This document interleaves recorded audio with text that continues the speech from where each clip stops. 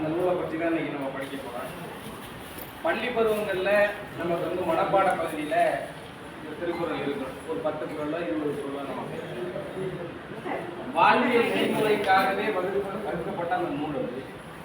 நூல்களில் சாத்திர நூல், தோத்திர நூல்னு 2 வகையாக பிரித்தாங்க. சாத்திரம்னா சட்டம், ஒரு மனிதன் இப்படிதான் இருக்கணும் அப்படின்னு வகுத்து சொல்லுது. அது சாத்திர நூல்ங்கிறது இந்த திருக்குறள். தோத்திர நூல்ங்கிறது திருவாசகம்.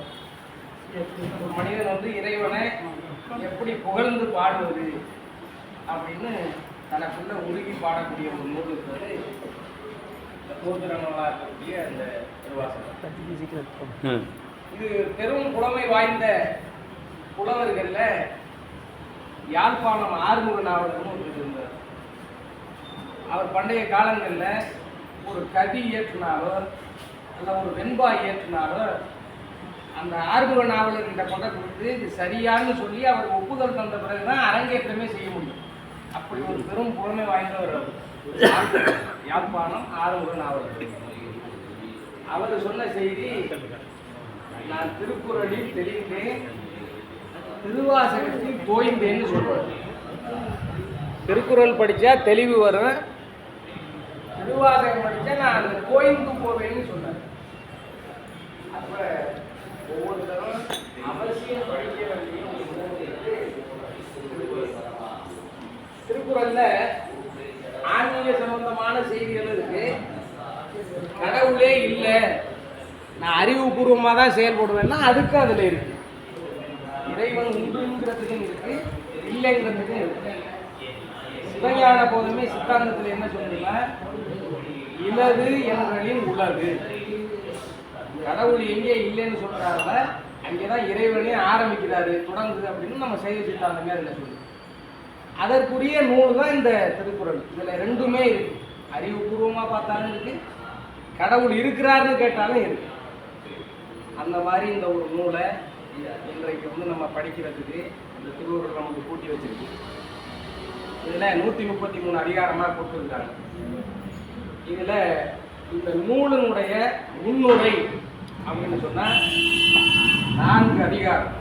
இந்த திருக்குறளுக்கு 133 அதிகாரத்துக்கு முன்னுரையாக சொல்லக்கூடியது 4 அதிகாரம்.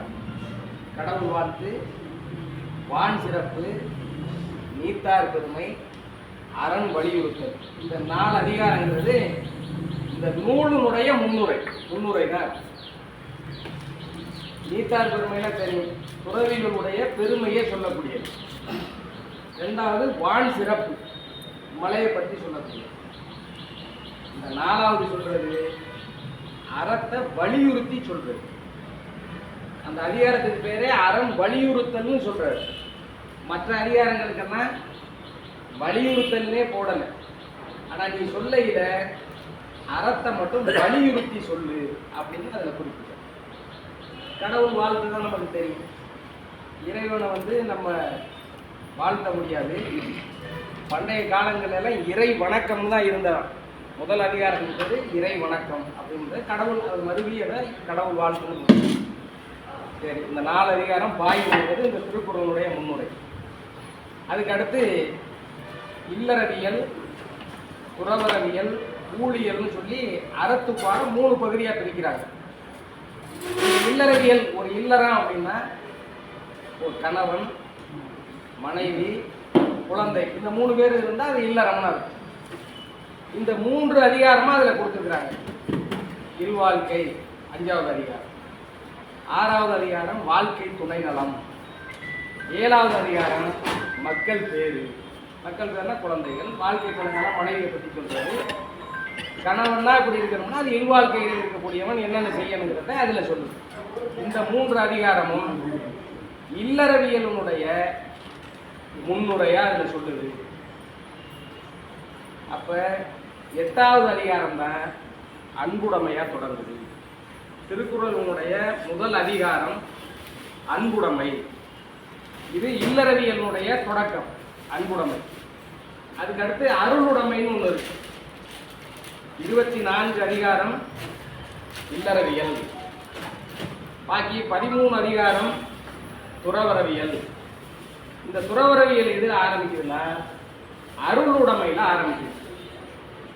இல்லறவியல் அன்புடைமையில் ஆரம்பிக்குது, துறவரவியல் அருளுடைமையில் ஆரம்பிக்குது.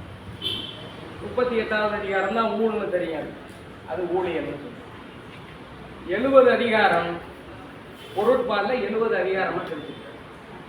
அறத்துப்பால் 38 அதிகாரம், பொருட்பால் 70 அதிகாரம், 25 அதிகாரம் இன்பத்துப்பால். அதில் கலவியல் கற்பியல்னு 2 விதமாக பிரித்து சொல்கிறார். இந்த 3 பகுதியாக சொல்லிட்டு ஔவையார் சொல்லையில் அறம், பொருள், இன்பம், வீடுன்னு சொல்லுது. ஆனால் வள்ளுவர் சொல்லையில் வீடுங்கிறத சொல்லலை. ஏன் சொல்லலைன்னு கேட்டாங்களா?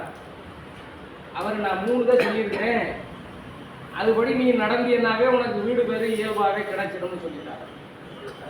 ஒரு அறவழியில் ஒரு மனிதன் நடந்து பொருளை தேடி அதன் வழியில் நீ நடந்து இன்பத்தை அடைந்தால் நீ வீடு பேரு இயல்பாகவே அடைஞ்சுவே அப்படின்னு சொல்றாரு. இதில் இப்போ திருக்குறள் மட்டும் ஏன் இவ்வளோ சிறப்புடையது அப்படின்னு சொன்னால் ஐயா சொன்னாங்க. இதில் சுருங்க சொல்லி விளங்க வைக்கிறது தான் திருக்குறளுடைய பெருமை. என்ன பெருமைன்னா, இப்போ வள்ளுவரே சொல்றாரு, மருந்தென வேண்டாவாம் யாக்கைக்கு, அருந்தியது அற்றது போற்றி உண்ணி அப்படின்னு சொல்றாரு. இதே ஒரு 7 வார்த்தையை சொல்றாரு அவர். ஆனா ஔவையார் சொல்றாங்க பசித்து புசி. இதுல இருக்கிற பொருள் தான் அதுலயும் இருக்கு. அவர் ஏன் ரொம்ப நீட்டுறாருன்னா அந்த அம்மா என்ன சொல்லிடுச்சு, 2 வார்த்தையில பசித்து புசி அப்படின்னு.